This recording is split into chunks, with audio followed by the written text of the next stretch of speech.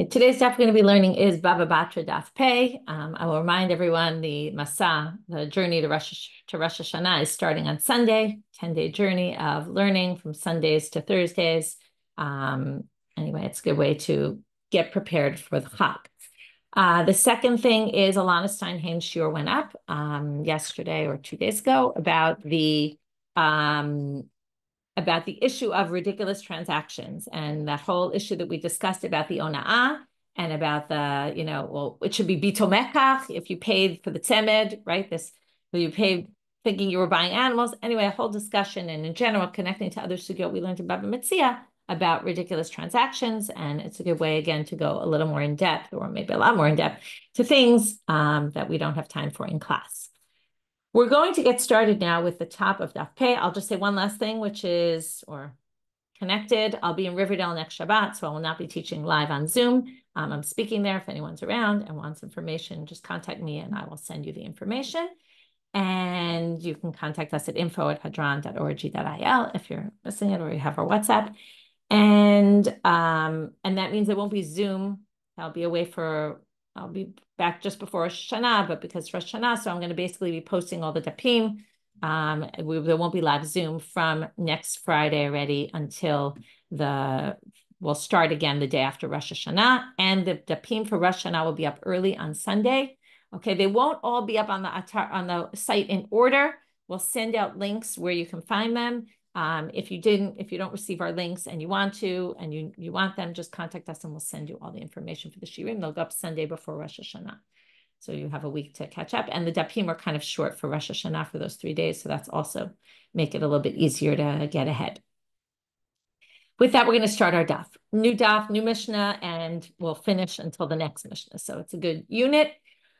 It's a very interesting topic. I'm going to give you an example from our life that's going to kind of give you the sense of what this stuff is all about. So let's say you have a stock account that bears interest, right? But it's also long-term growth. And you sell the rights to the interest. Okay? So someone can take the interest every year now. There's two different ways that you can run that stock account. You could run it as you want to make a lot of, right? You want to get a lot on the short term, or you want to get more on the long term. So the question is, it becomes a little bit tricky when you sell the rights to something, right? If they have rights to the proceeds, and then that ends up, because it's so much, it diminishes the value of the fund itself, right? The principal. Then, the question is, where do we go on that? Like, how much do we let a person who takes proceeds of something ruin the original, right? And the owner is not selling the principal. So you have to leave enough in the principal that let's say you buy proceeds of this account for a year. So in the next year, right, you can't leave the seller with, a very depleted stock account that won't be able to have growth the upcoming years.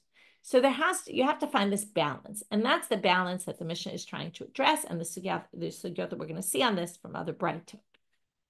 So let's start with halokech perot shovach mechavero. If you buy the proceeds, or again, here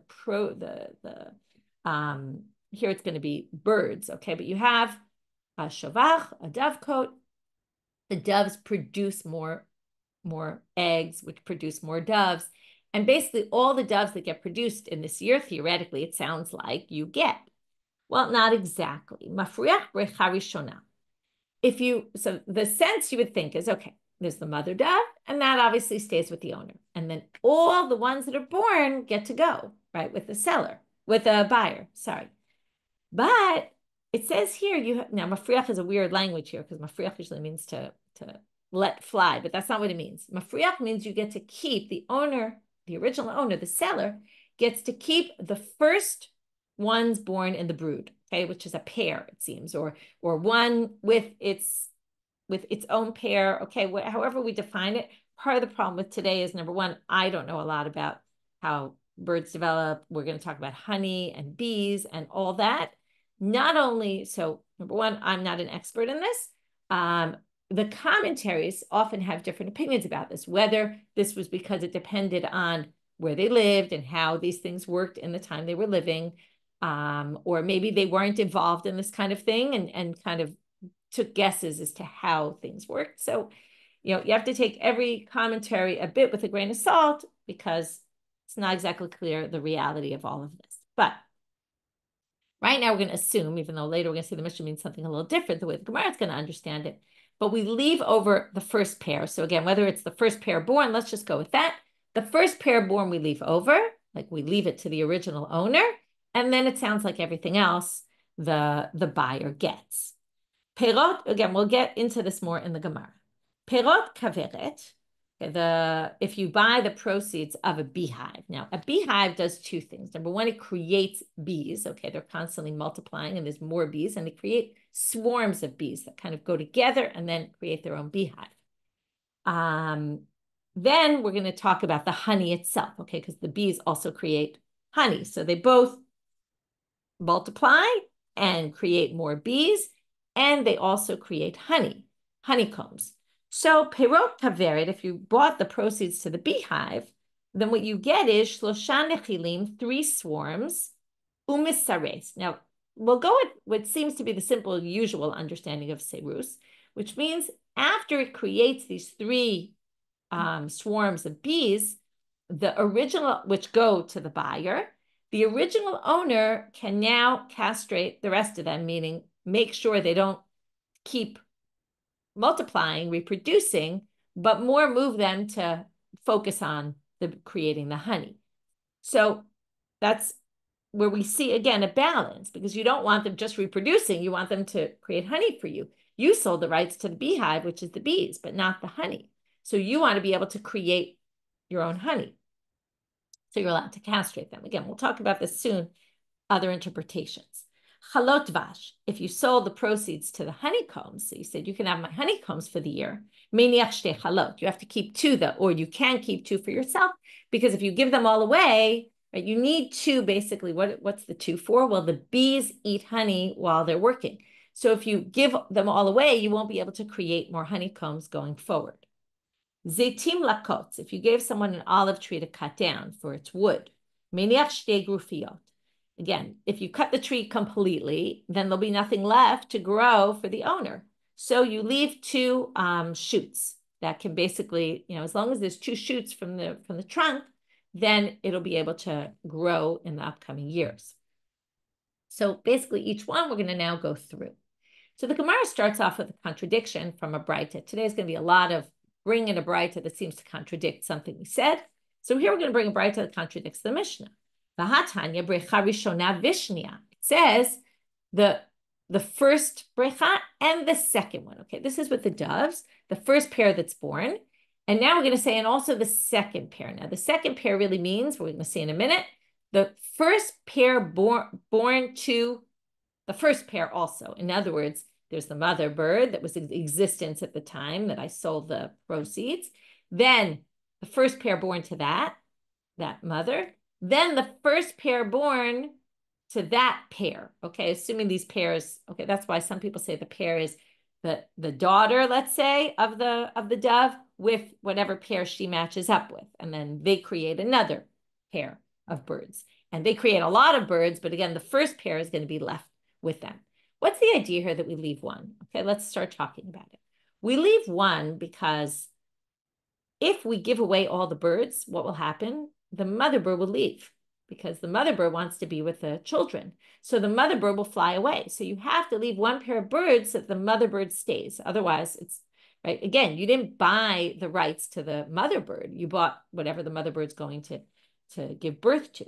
So I don't know if you call it giving birth by birds, but you get the idea.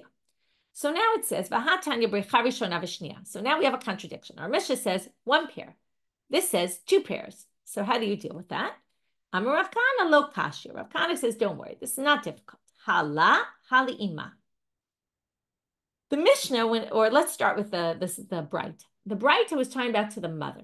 To the mother, you have to leave 1 pair, and then the grandchildren, the grandbirds of the mother, meaning, right, exactly what I just described. It's 2 sets.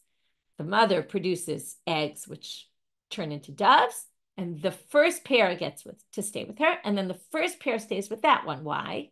We'll see in a minute, because if you don't keep the second pair, then the first pair will run away, and then that will cause the mother to run away. So you have to leave.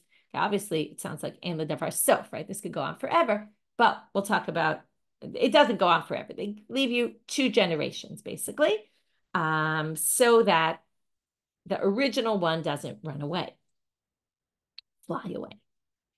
But the Mishnah was only talking about, now when it said brecha rishona, it meant, even though that's not how we understood it, it meant the brecha rishona of the brecha rishona, okay? Meaning, right?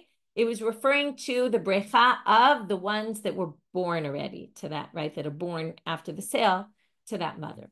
So really they're one and the same, and it doesn't matter how you look at it, but you need 2 generations. So now the Gemara asks a question which leads to one of these amazing lines that the Gemara just sticks in very quietly and has a whole lot to say about something that I think many of us might relate to. Mishna ima di mitzavta abarta va'azuga d'shavkinala. What's the difference between the mother, who basically, right, needs company? That's the idea, okay? The mother needs company of the daughter and her zug, okay? This is why it's unclear what exactly the zug is. Is it a, like a mate, or is it somehow the pair that was born? But let's just go with the daughter and her mate.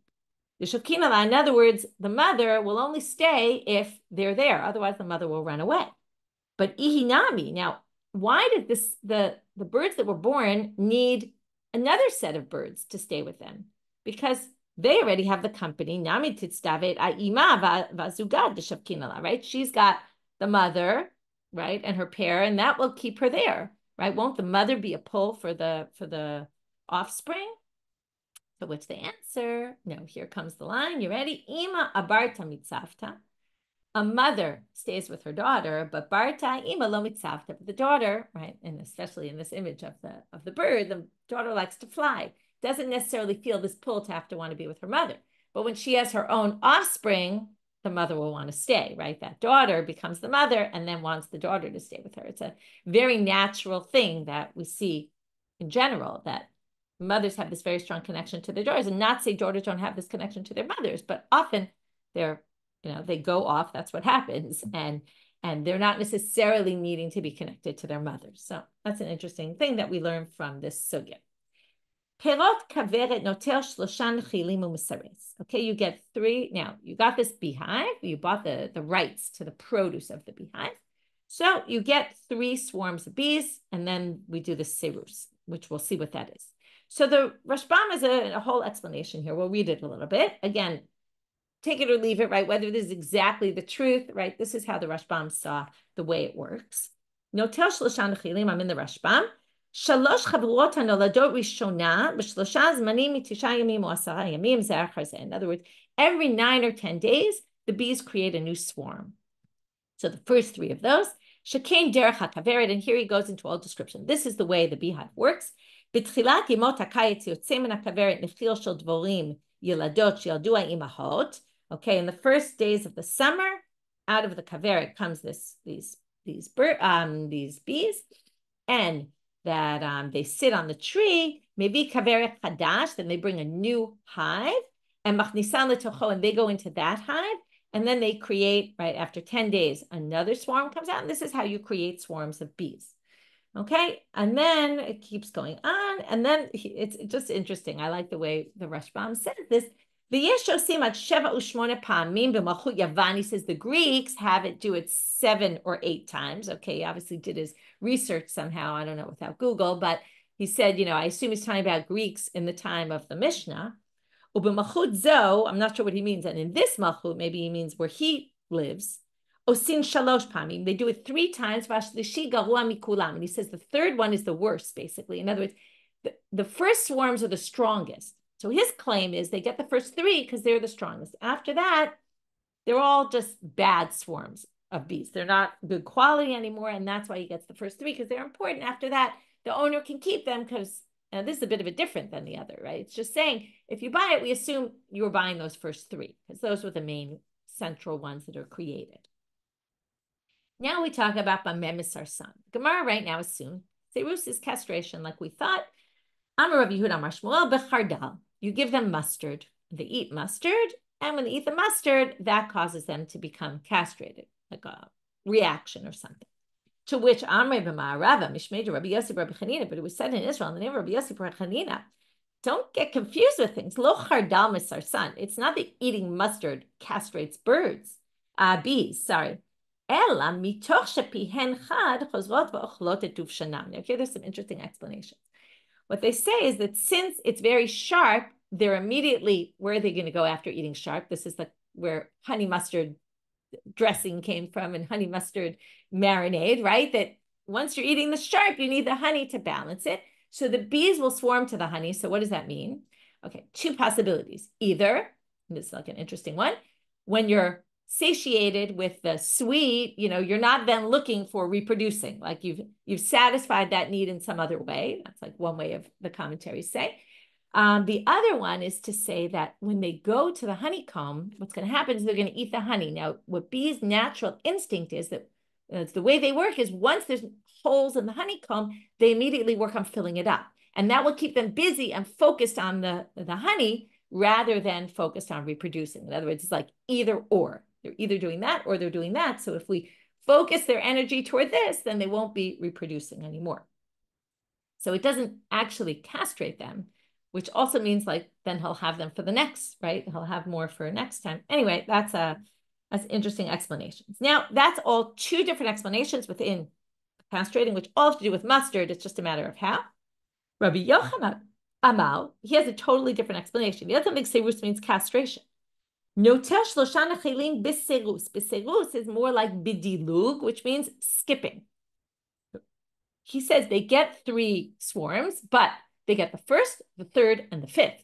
Now, going with the Rashbam, this maybe makes more sense because if the first 3 are the strongest, so we at least leave the owner with another strong one. And then, we basically, every other, we give to him so that the owner's left with something solid. B'matnita Tana, in a braita, there's a bit of a different version of Rabbi Yochanan, but similar idea. Noter shlosha nechilim b'zeh achar zeh, mikam va'elach noter lachat u'minech echad. Now, if we talk about, and this fits a little better with the Mishnah, because the Mishnah said you take 3 nechilim u'misares. So the way Rabbi Yochanan said it, u'misares, was explaining how you get the shlosha nechilim b'serus, with skipping. But the braita says you get 3 and then you do serus, meaning the buyer gets actually more than 3, or depending on how many there are. But potentially there could be a lot more than 3, but after 3, it goes every other. Again, this is all just a matter of leaving the seller with something in hand and not taking everything away from the seller. Chalot dvash, miniach shtei chalot. Now we're moving on to the honeycombs. And here we're going to get off topic. And we're going to, there's a few sugyot today, which are nice because they are complete repeats of sugyot we saw or partial repeats. And as we're going to repeat sections of Gemara as we saw before. So Rav Kahana says, dvash bekaveret eno yotzei midei ma'achal la'olam. He says the honey in a honeycomb is always considered food. For what purpose? We're talking about for purposes of impurity. If you remember, in order for something to be susceptible to become impure, it needs to be certain categories. It needs to be a vessel or it needs to be food. Now, in the food category, if it's not what we call ra'oi la'achilat adam, if a human won't consume it or can't consume it, then it's not food. Okay, and we'll see some other reasons why it might not be considered food. But right now, we'll stick with that. The honey in a honeycomb, even if the bees are eating that honey, like they're in this area of eating honey, just because bees eat it doesn't mean humans are not going to eat it, basically. So Rav Kahana says the honey in the honeycomb, even if, let's say that this is what the issue is, we'll see, there could be some other potential issues, even if it's meant for the bees to be eating, because the bees eat some of the honey in their honeycomb, it's still considered food and it's going to be susceptible to impurity. Al makasavar lo bai machshavan. Now from here you see that the honey in the honeycomb, it's food as it is on the honeycomb, even though no one's eating it right now, right? Until it gets off the honeycomb, they're not eating it. But what's the issue? You might have thought that just like a vessel, there's a vessel that's not ready yet, but you have to think about it and say, okay, you know what? I'm going to use it even though it's unfinished. And as soon as you do that, it can be susceptible to impurity, even if most people won't use it at that state. So likewise, the honey and the honeycomb, even before you've thought about it, you don't need to think about it and say, I plan to eat this. It's automatically assumed that any honey from a honeycomb is potentially able to be used. It's good we're talking about this before Rosh Hashanah. It just dawned on me, right? That all about honey. Anyway, since you don't need that thought process to go through to create the situation where we say, oh, this honey is usable, but it's always usable. Okay, and we'll see the issues as they come up, what the possible issues could be. Because the first thing we're going to do after Rav Kahana said, honey on a honeycomb is always considered food, never, right? It's always susceptible to impurity.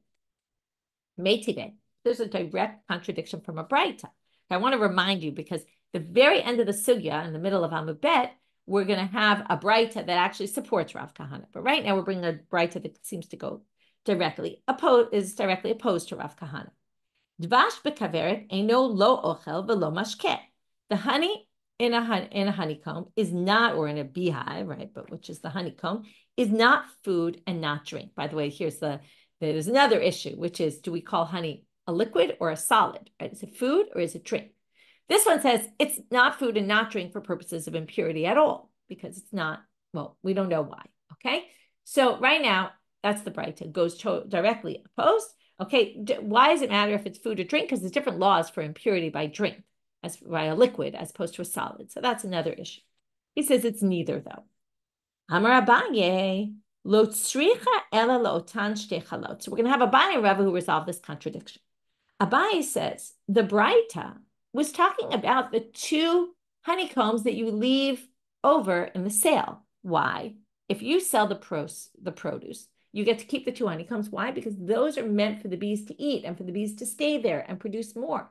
So those two are designated for the bees.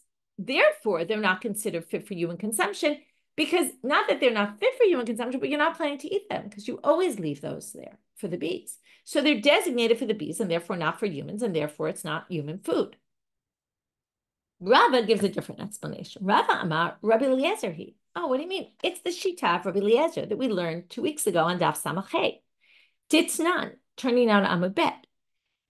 Kaveret vorim, Rabbi Eliezer Omer, harehi kekarka. You remember this? It's considered like land. Vikotvina leha prusbal. Now, because it's land, it's going to have all sorts of halachic ramifications. And what do you mean it's land? Because the honey is attached to the honeycomb, which is as if it's attached to the ground, because it requires a process of removing it. Because it requires a certain process of removing it, we look at that as if it's attached to the ground. Now, one thing about laws of impurity is that if it's attached to the ground, it's not impure. Food, right? It's not susceptible to impurity. When you have grains that are attached to the ground, they're not susceptible to impurity until you cut them, and then until a liquid gets upon them, right, to create a susceptibility to impurity.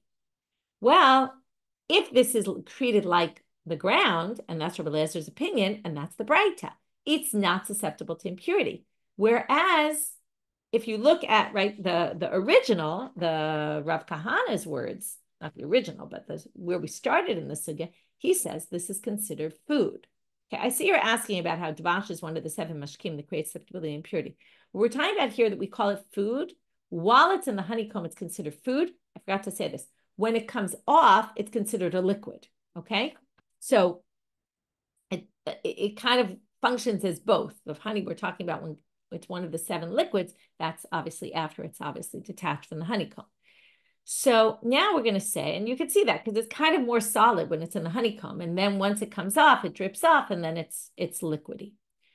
So now we're going to say this is Rabbi Eliezer. Let's finish with Rabbi Eliezer. So number 1, it's considered land for all sorts of halachic ramifications. Number 1, kosvin prusbal. You can write a prusbal document if the borrower has to own land. If the borrower doesn't own land but happens to own a honeycomb, that's enough. And a makabela tumah ben koma, that's our issue. It doesn't become impure where it is because it's considered attached to the ground. And the last issue, harodemi mena b'Shabbat hayav hatat. If you take honey off the honeycomb on Shabbat, that's considered detaching something from the ground, which is forbidden. It's one of the malachot. V'chachamim, right from Kotzer. Chachamim omrim, ein kotvin ala prusbal, ein a kekarka mekabela tumah ben koma v'rodemi mena b'Shabbat patur. The exact opposite of all these. You can't write a prusbal. It's not considered attached to the ground. It's not. It doesn't become susceptible to, it is susceptible to impurity because it's considered detached from the ground. And if you remove the honey from there on Shabbat, you're not liable by Torah law. So the main thing here, let's just review. Rav Kahana said it's food for purposes of impurity. The braita said it's not. Abaye said, oh, the braita was talking about the two that are always left there for the bees, and Rav Kahana was talking about all the rest. Rava says Rav Kahana holds like the rabbis, that it's considered detached from the ground, and the braita holds like Rabbi Eliezer, so they're just two different approaches. Now we're going to bring two difficulties against Rava's explanation. Meitive. So first contradiction to Rava, and both times though we'll resolve it. Dvash hazav mikavarato, eino lo ochel velo mashke. The dvash that comes from that drips off this honeycomb is not food and is not drink. Okay, meaning for purposes of impurity. So let's see who we can explain this according to. According to Abaye, we can explain it very well. It's very simple. It's talking about the two halot, those two honeycombs that you leave over for the bees. Even once the honey comes off of it, no one's going to eat them because they were the bees' honey, exclusively the bees' honey. And again, if you decide to eat it, then maybe with your machshava, you can turn it into food. But it's basically been designated not for human consumption, and therefore it's not going to be impure even when it comes off. Elo the Rava kasha, but to Rava, it's very difficult because what did Rava say? Again, the way Rava said, the whole reason why we're going to consider something not susceptible to impurity is because it's attached to the ground. Once the honey comes off the honeycomb, obviously it's not attached to the ground anymore. It should immediately turn into food, which should be susceptible to impurity. So what we have to do is, and we're going to have two ways of doing this, we're going to have to create a situation and use a new kimta for that braita to say that braita is referring to a situation when the honey comes off but is inedible. Why would that be? If the honey fell onto a disgusting utensil, then you would never eat it. So then it wasn't susceptible to impurity when it was attached because it was considered like attached to the ground. Once it came off, it immediately went on to something that rendered it also inedible. And since we'll never eat it from off this vessel, it's not food. Rav Acha bar Yaakov amal kigon shezav gabe kashkashim. It fell onto straw. Now, what's the difference? So the assumption is that the second opinion would actually think if it fell onto a disgusting utensil, still you might, like it's in a bowl that, let's say, I don't know, is slimy, something. But theoretically, it's still in a vessel and you could actually take it and eat it. So maybe you would still call that food. But if it fell on straw, where it basically just kind of goes into the ground and there's no way you're going to pick up that honey and, maybe clean it up, but you're not going to eat it at this point. So then it would be, and also just imagine it falls onto straw. It's mixed in now with pieces of straw and dirt, and no one's going to eat that. That's not food. Okay, so you would have to do a new kimta to that braita to make it make sense with Rava. Second difficulty against Rava, meitive. Dvash bekavarto eino lo ocha velo mashke. So far, that's fine. That's exactly the braita that both of them explained. But it continues, and it says here, Chishev alav la'achila mitamei tumat ochlin. L'mashkin mitamei tumat mashkin. If you thought, though, I want to eat this honey, even though, okay, it wasn't susceptible to impurity, now you said, you know what, I want to eat this. As soon as you think, we talked about this before, your machshava, your thought can turn it into something useful, which means that it'll then be susceptible to impurity. If you thought you want to eat it, or you thought you wanted to drink it, then it becomes either food or drink, depending on what you intended. Bishlama la bayinicha ela la Rava kasha. Now, again, this can be explained very easily according to Abaye. If you had those two honeycombs that were designated for the bees to eat from, but then you said, you know what, I'm starved, I have nothing to eat, or I'm dying for honey, or it's Rosh Hashanah and I need more honey, whatever it might be, and you thought, I am going to eat the honey from there, as soon as you think it, it becomes susceptible to impurity. But according to Rava, if we view honeycombs as attached to the ground, what does it help if I think about it? By thinking about it, okay, I now want to eat it, but it's still attached to the ground. That doesn't help me. That doesn't create susceptibility to impurity. So bishlam ala Abaye nicha Rava kasha. So again, works with Abaye, doesn't work according to Rava. Amar lecha Rava. So now we get to our method, one of our methods of resolving problematic braitot. One of the ways the rabbis do this, and this is a complicated one, and that's why I'm prefacing it with this, is they say, oh, it must have been a mistake. There must be a mistake in the braita, and we can amend the text. Now, some emendations are minor, like a little change of a word. Some are a little major, like this one. Taritzachi. Chishev alav la'achila, if you thought to eat it, eino mitamei tumat ochlim. It doesn't become susceptible to impurity. In other words, instead of it does, change it to it doesn't, which is one minor change, which is a major change because it completely changes the meaning of the braita. And then according to Rava, you'd have to say, now, why is it okay to do this with braita? Because remember, braita were transmitted orally, which leads often to mistakes.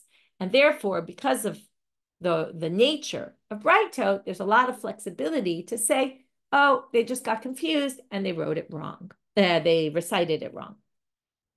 So, and then we're going to say, right, lemashkin, you wanted to drink it. It doesn't matter. It has no effect on it because it's attached to the ground. And since it's attached to the ground, it will not become susceptible to impurity.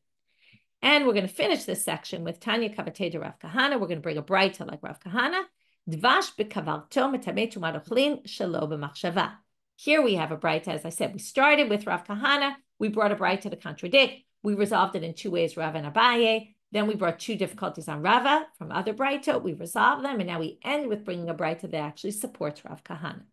So dvash in its honeycomb, right, in its hive, mitamei tumat ochlin shelo b'machshava. Okay, it's mitamei tumat ochlin even without thinking about it. And that's exactly what Rav Kahana said, that it's always mitamei tumat ochlin because, okay, it's a little confusing because we've been talking a long time about Rabbi Eliezer, but remember, he holds like the rabbis. It's not considered attached to the ground and it's food. So, right, and maybe he wasn't referring to the two that get left with the bees, right, as we explained according to Abaye, but basically the rest of the honey is going to be susceptible to impurity, or maybe even all of it if you don't hold by Abaye. Okay. Now we're moving on to the next section. The last section of the Mishnah was Zeitim lakot miniach shte grufiyot. You have to leave two shoots in an olive tree so that the olive tree grows. So I sold you my rights to the wood of the olive tree. You can cut down everything, but leave me two shoots so that the tree can continue to grow. Now we're going to have a braita that is much more expansive and talks about all different kinds of trees and different measurements for different kinds of trees. Tanu Rabbanan, halokech ila mechavero lakutz, magbia min hakarka tefach v'kotzets. This seems to be a typical tree as opposed to the specific trees we're going to get into now. But a regular tree, you leave a tefach from the ground, one handbreadth. Interesting to think that this would be the case. And then, right, like a little stump, and then the tree will continue to grow. So basically, if I sold you the tree for its wood, you can cut the tree, just leave me one handbreadth at the bottom, and I will be able, to get that tree to grow again. But now we're going to talk about different trees with different measurements. Bitulata shikma, if you remember, we had that was the sycamore tree that hasn't yet grown much. Shlosha tvachim, you need 3 tvachim to leave from the ground in order to allow it future growth. Sadana shikma, the well-developed shikma tree, the sycamore tree, shnei tvachim, you need 2. Bikanim or bikfanim, with reeds and with vines, mina pkak ulamala. It's like a natural knot that grows. I don't know exactly what it is, but there's from the knot and above. If you do it below that, it won't be able to grow again. Bidkalim uba'arazim, in palm trees and cedar trees, chofer u'misharesh. If I sold you the wood from that tree, you can dig down, take out the roots. You can take everything. Why is that? Lefisha ein gizam machlif, because they don't regenerate. You cut any part of that tree, it will not regrow. So if I sold you the tree for its wood, I basically sold you the whole entire tree, and I left nothing for myself. This is interesting because until now we've been saying you have to leave something, but in this case, there's nothing to leave. So because there's nothing to leave, because it won't regenerate, it won't regrow anyway, so you can take the whole thing. Okay, that's the braita. Now we're going to start going through the parts of the braita, and that's basically will take us to the end of today's daf. Really? You need 3 for a sycamore tree? Uriminhi, that contradicts the following source. This is the gist of what we've been doing today, taking lines either in the Mishnah or lines of Amoraim and saying, but there's this braita that seems to contradict what you're saying. Okay, we're moving to a totally different topic. This is a Mishnah in Shvi'it about Shemitah. In the Shemitah, you're not allowed to work the land. If you want to cut a tree to make the tree grow better, you can't do that. So what can't you do on Shemitah? You can't cut the bitulata shikma because it's considered work. So you can't cut the tree, according to Tanakama at all. Rabbi Yehuda Omer, Kedarko Asur, in its normal way, which will help it grow, it's forbidden. Now, what would you expect? So what's, right, at under 3 tvachim, already it should be allowed, because what did we just say? If, right, you have this sycamore tree, sorry, I think it's the Betulata Shikma. The Betulata Shikma, if you cut it under 3, we just said it won't grow. So that would mean that on the Shemitah year, if you're going to make this distinction like Rabbi Yehuda does, in its normal way, you can't cut it. But if you're going to cut it in a way that it won't grow, then it's allowed. So what would you say? Under 3 tvachim should be allowed. But that's not what it says, and that's the contradiction. Ella, magbia asarat tvachim bekotzetz. You could do it above 10. Okay, we're not going to really focus on that one right now and why that's not good for the tree. The assumption is that's not good. O gomem me'ima aretz. Or you can cut it to level 0. You can completely cut the tree. Okay, let's say you wanted wood on the Shemitah year. So you can completely cut the tree. Now, me'ima aretz hu dekashe, aval idach ma'alile. It sounds like that would be bad for the tree at ground level. But it sounds like from 0 to 3, it would be good for the tree. Now, our source seems to clearly indicate no. It would be bad for the tree, and that's why the buyer can't have it. So how do we explain that? Amar Abaye, shloshat tvachim ma'alele. 3 tvachim, it's clear, it's good for the tree. Me'ima aretz vadai kasheli. Right, you cut the entire tree, that's clear, it's bad. So that, right, but mikam va'elach, between 0 and 3, lo miksha kashele v'lavi luye ma'alele. Now the pshat, or the reading, the technical words sound like it's not good for it and it's not bad for it, okay? It's not bad for it and it's not good for it in that order. I think what they really mean is it could be good, it could be bad. We're not really sure. Okay, it could go both ways. So therefore, let's work it out now. If you want to say you're not obligated in the Shemitah year, you'd have to say only if you do something that's clearly bad, because it might be bad, but it might not be, and then you'll go against the Shemitah year because you've caused it to grow better. But when it comes to a sale, if you want to make sure to leave the seller with something that his tree will grow, you have to be sure that you're leaving them something that will grow. And therefore, you have to do something that for sure will make it better. So each one has its own thing, but 0 to 3 is kind of more questionable area. Okay, so that wasn't really a contradiction. Now we're going to end with the last contradiction, and from there get a little bit off on a tangent on a sugya we've seen before. So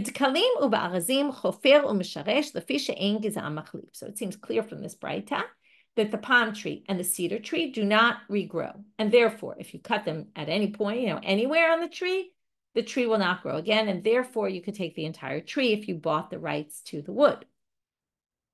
The erez engizo machlif. Wait, a cedar tree, it doesn't regenerate. The hadarish Rabbi Chia bar Lulyani. He darshan the following pasuk. Nice, we're learning this on a Friday. We'll say this in davening tonight and tomorrow. My dichtiv tzadik katamar yifrach ke'erez bavanon yiskeh. Okay, a tzadik is compared here to the growth of a tamar, of dates, which come from a palm tree, and like the erez. Okay, so now we're going to talk about the tamar and the erez and what's unique about them and why you needed both. The cedar tree. If it talked about the palm tree and the dates, why did it have to say erez? And the cedar. Cedar, the erez, lama nemar tamal. If it said the erez, the cedar, why did it need to mention tamar? In other words, what's unique about each of these? That's each one is teaching you something else. If you just had the cedar and not the tamar, you would have thought, just like the erez doesn't produce fruit, maybe a righteous person won't have perot. Okay, what does this mean? The Rashbam says, in other words, a tzaddik might eat and benefit all the reward might get in this world and won't have future perot. It's weird that you would actually think this, but what they're trying to say is, but it's not true. To show that there's fruits to the labors of the righteous, and fruits over the long term, at least according to the Rashbam's explanation. What if you had tamar and not erez? You would have said, you might have thought, that the tzaddik, maybe when it's cut off, it's cut off. Okay, some people, the Rashbam gives two interpretations. Im mate, if he dies, lo yoli ben kmoto, that he won't necessarily have children that are like him, or im yipolo yakum. In other words, it could be that once, if a tzaddik fails one time, something falls, maybe they won't be able to get up. But again, l'chach ne'emar eres, because the eres regenerates. Okay, and therefore the tzaddik will both have perot and will regenerate. What's the problem? We just said that the tamar and the eres both don't regenerate. And this says the tamar doesn't, but the eres does. That totally contradicts the braita. So it must be talking about other types of cedar, or other types of, I shouldn't say cedar, other types of eres trees. In other words, eres is a catchphrase for many other trees. Okay, we saw this whole sugya. To remember where, let's look up. Zion, right, it's in Ta'anit, it's in Rosh Hashanah, and it's in Sukkah. We've seen it a bunch of times already. To Amar Rabba bar Rav Huna, Kid Rabba bar Rav Huna, as Rabba bar Rav Huna said, there's 10 minei arazim we're going to see, and therefore our braita was talking about one, and this source was talking about a different one, and then there's no contradiction. Doesn't say which one is which, but anyway, we will read. To Amar Rabba bar Rav Huna, Amar Bei Rav, Rabba bar Rav Huna quoted from the house of Rav, Asara minei arazim, there's 10 types of trees that are in the category of eres. Shene'emar, etem b'midbar eres, shita v'hadas ve'et shemen asim. You have to read the end of the pasuk. Eres shita asim ba'arava brosh tidhar v'ta'ashur yachdav. Okay, so that's the list of these different types of eres trees. Eres is arza, that's this actual cedar. Shita is tornita, which is acacia. Hadas is asa, that's myrtle. That's what we use hadasim on Sukkot. Eight shemen is a farsima. Okay, eight shemen is balsam. Brosh, berati. Brosh is juniper. Tidhar is shaga, is teak. Vitashur is shorbina, is cypress. By the way, it just dawned on me that now that we're talking about all these trees, that I skipped a section before. Sorry about that. I don't know how I missed it. Okay, maybe someone wrote in the chat and I didn't see. But let's just take a break for 1 second. It's a small part, and it's something we learned also, which is after we brought the machloket, Rabbi Eliezer and the rabbis, about the honeycomb being attached to the ground or not, they asked, what's the reason of Rabbi Eliezer? So I'm a Rabbi Eliezer, my time to Rabbi Eliezer, I'm like on the sixth line at the top of the page. I'm really sorry, I'm going back and confusing you. But it's just the reason for Rabbi Eliezer's opinion. It says, by Yonatan, he dipped it in the Ya'arot Vash, and the Gemara, the question is, what does a forest have to do with honey? And that's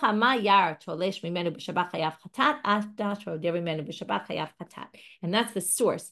Just like a yar, if you pick from the forest, you cut down something on Shabbat, you're liable chatat.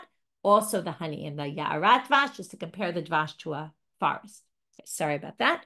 Okay, getting back to our topic. So those are, now if you might have noticed, if you counted, there are only 7 types of eres. We said there's 10.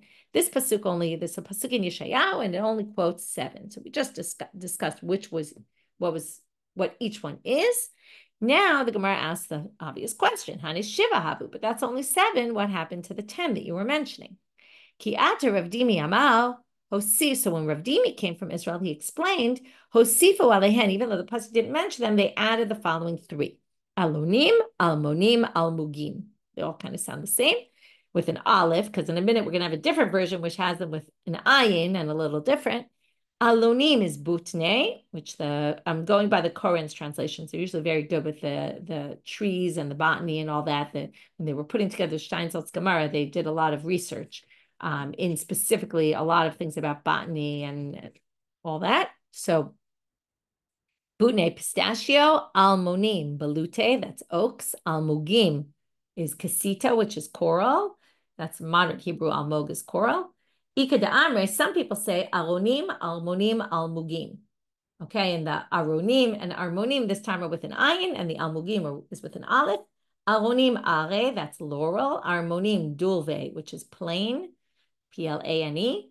Almugim is casita, which is coral. If you want to know a little bit more about these trees, there's more explanation in the Koran about, some more like background about the trees and the nature of the different trees. But here are the 10 types of eres, okay, which we all brought in order to show that this contradiction between the two sources, does it regrow, does it not, is all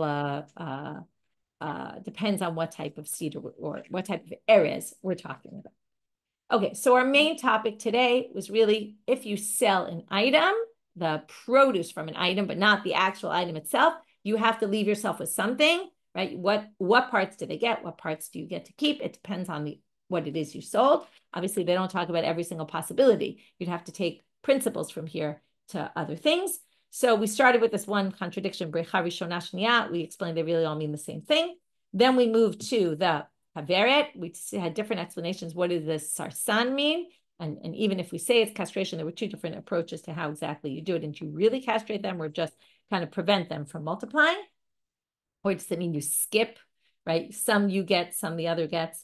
Then we had the Chalot Vash, where we started with the statement of Rav Kahana about, in general, the nature of honeycombs. So they considered, are they considered food or not? And then we had that whole contradiction, right? He said they're considered food. The braita said they weren't.